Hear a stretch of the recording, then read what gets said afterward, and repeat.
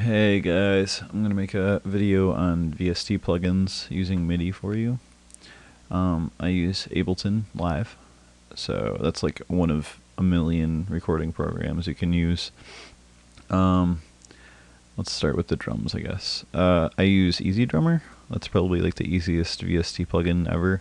And basically what it is obviously this thing right here, and you can like see it's pre-programmed clips of actual like drum set, you know? So it's all set up right here. You can like pick which one you want. Like I guess like each of them have a different sound. Like if you go felt tip, it sounds deeper than plastic tip. Can't really tell the difference in that one. That one sounds different. Okay. And then you can like mix each one. Like where it is, like room microphone. It's pretty realistic for that purpose. Anyways, to put it into the music, there's a thing called a MIDI track, which is different than an audio track. So you have to right click and click insert MIDI track instead of audio track, obviously. And you double click on that and this little thing pops up. It looks really confusing, but once you get the hang of it, it's pretty simple. But on the side here, all the way up and down are whatever the drum set plays. So like kick drum, snare drum, and then this is the timeline of the music. Like, so this is like, let's say 20 seconds, 21 seconds, 20 seconds, you know. You just place where you want the hit to be. And if you right click, there's like 1/16th note, 1/32nd note. It all depends like the timing. It gets pretty ridiculous if you want to get like really technical with it, but it gives you all that accessibility. So what you do is you click here, the little drawing thing, and then you just click in the tab where you want the drums to hit. And then when you're playing solo this, the track, it'll go, and it'll play this, and let's say I wanted to switch it to drums.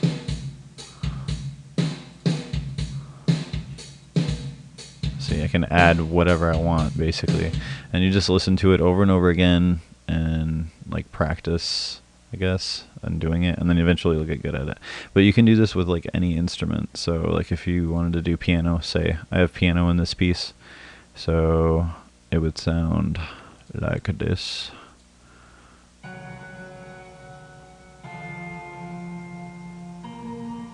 See, and it's the same as the drums. It just has every key in order, like what key you want, A minor, C sharp, etc. And then you place it in the timeline where you want it to hit the same way.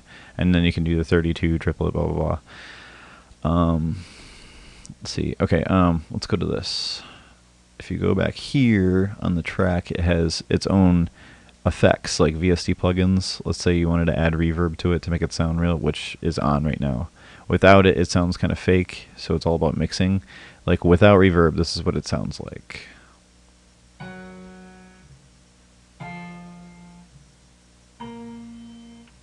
Now it still sounds pretty realistic, I gotta be honest with you, but like if you want it to sound even more realistic and organic, like you're playing in a large hall room, that's when you'd add reverb, so a bigger sound.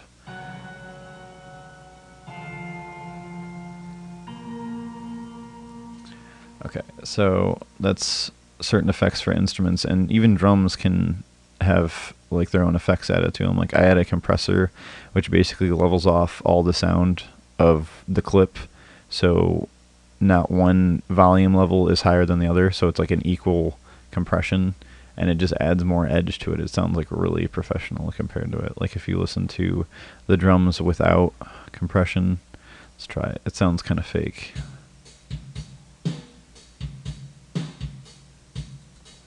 Okay, and then you add the compression, it just has a little bit more edge.